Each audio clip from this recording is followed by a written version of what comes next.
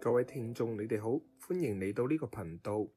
你有冇諗過，如果你每晚瞓響床上邊8個鐘頭，你唔再係一嚿木頭咁樣斷片，而係進入好似《潛能空間》呢套電影咁樣，畫質高達係8K，完全真實嘅虛擬實境。喺呢個情景裏邊，你會做啲咩呢？你想飛天動地啊，定係跟荷里活嘅演員約會？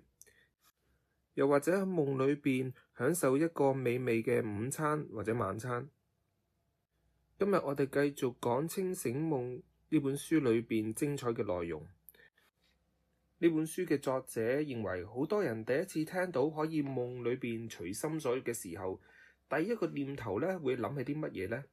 佢認為咧，大家都會諗起性呢樣嘢喎。佢好坦白咁講，喺佢17歲嘅時候，啱啱學習清醒夢嘅時候，佢簡直咧當佢成為咗一個虛擬嘅夜場。研究發現，有75% 嘅清醒夢咧都同性活動有關嘅喎。但作者就話俾大家聽，夢中嘅性愛咧雖然係超現實、超好玩，但佢會上癮嘅。根據神經素性原理，如果你總係喺夢裏邊咧係搞呢啲嘢嘅時候咧，你嘅大腦咧就會建立起強大嘅神經路徑，咁可能咧會影響到你喺現實生活中嘅行為模式。不過有趣嘅就係科學家咧曾經做過實驗，去揾一啲志願者嚟做，喺佢哋瞓覺嘅時候接上咗腦波儀啦，甚至有一個特別嘅感應裝置。結果咧證實咗人真係可以喺清醒夢裏邊進行性行為，而且生理反應係完全真實嘅。咁所以如果你想夢裏邊嚟點浪漫，作者就話試下啦，玩下啦，但記得夢境嘅潛力無窮，一直咧喺呢個慾望嘅階段，其實係有啲浪費。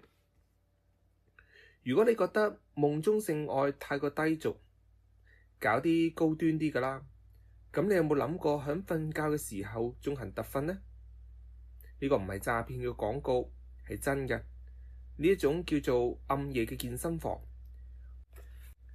科學嘅研究顯示，喺清醒夢嘅裏邊練習運動嘅技能，醒起之後表現咧係會顯著提升。為咩呢？因為大腦分辨唔出夢境嘅體驗同現實嘅體驗嘅分別。喺夢裏邊，你可以練習高難度嘅動作，而唔需要擔心受傷。通過呢個練習，你可以創造出真實嘅神經路徑。呢度有一個瘋狂嘅數據，美國嘅一間醫學中心研究發現，受試者每日花15分鐘想像自己喺度舉重，12個星期之後，佢嘅二頭肌嘅力量咧，竟然增加咗13.5%。注意啊，呢個係清醒時嘅想像。如果喺清醒夢嗰度完全浸沉嘅環境下練習，效果咧就會驚人得多啦。除咗健身之外，清醒夢最深層嘅力量在於心理嘅療癒。作者提出一個概念叫做自我植入。喺西藏嘅佛教之中，大家都相信喺清醒夢裏邊，心靈嘅力量比平時強大7倍。咁意味着你喺夢裏邊種下念頭，會深刻咁改變現實中嘅你。呢度有一個奇蹟嘅案例，一個叫做安東尼嘅男子，長期吸煙超過10年。喺一場清醒夢之中，佢遇到一位女士，對方講：我係你嘅大佬。安東尼就直接同大佬提出要求，可唔可以幫我戒煙啊？以後我想抽煙嘅時候，就俾我諗一啲其他嘅事情。大佬就同佢講：咁好簡單啫。結果呢，安東尼醒咗之後呢，我10年呢都遠離咗食煙，甚至每次當佢聞到煙嘅氣味嘅時候呢，佢都冇乜感覺。所以咧，你係可以通過夢境咧，同你嘅潛意識對話。無論係恐懼症啊，定係壞習慣，你都可以喺夢裏邊勇敢面對，同埋要求療癒。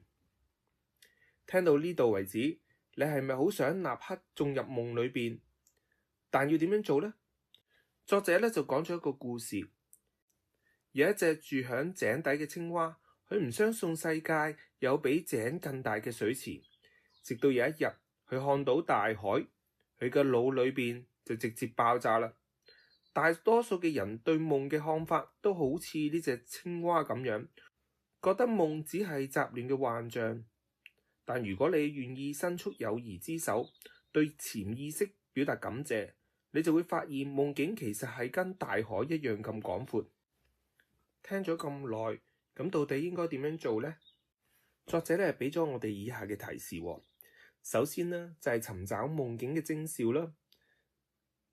平時我哋未有本簿寫低我哋嘅夢境嘅，我哋留意夢境裏邊一啲唔合理嘅事情，譬如會說話嘅狗啦，見到去世嘅親人，見到自己響天空之中飛翔。臨瞓前呢，就係不斷咁提醒自己，下次當我見到呢啲咁嘅徵兆嘅時候呢，我就知道我發緊夢啦。第二就係掌握睡眠嘅黃金時段，睡眠係周期性嘅。前半夜咧，主要係深層嘅睡眠，後半夜咧，即係清晨嘅嗰2個小時，先至係做夢嘅高峰期。如果你想學習清醒夢嘅話咧，就將你嘅專注力放響呢段時間。呢段時候，你嘅心智係最清醒，而且最容易進入狀態。最後，你亦都可以做感恩冥想，臨瞓前花幾分鐘感謝你身體、你嘅心靈同埋你嘅內在夢想家，誠心請求你嘅夢境同你好好溝通。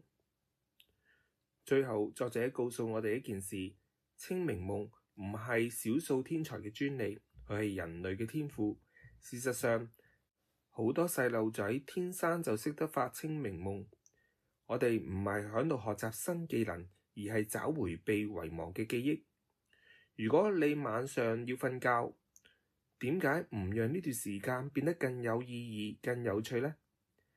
今日臨瞓之前，你就喺張床上試着對你嘅身體講聲謝謝，然後問一問你嘅大腦，今晚帶我去睇睇井口之外嘅大海啦。如果你鍾意今集嘅節目，唔好忘記訂閱同埋分享呢一集嘅內容。我哋下次再見啦！祝你有個精彩嘅清醒夢，晚安。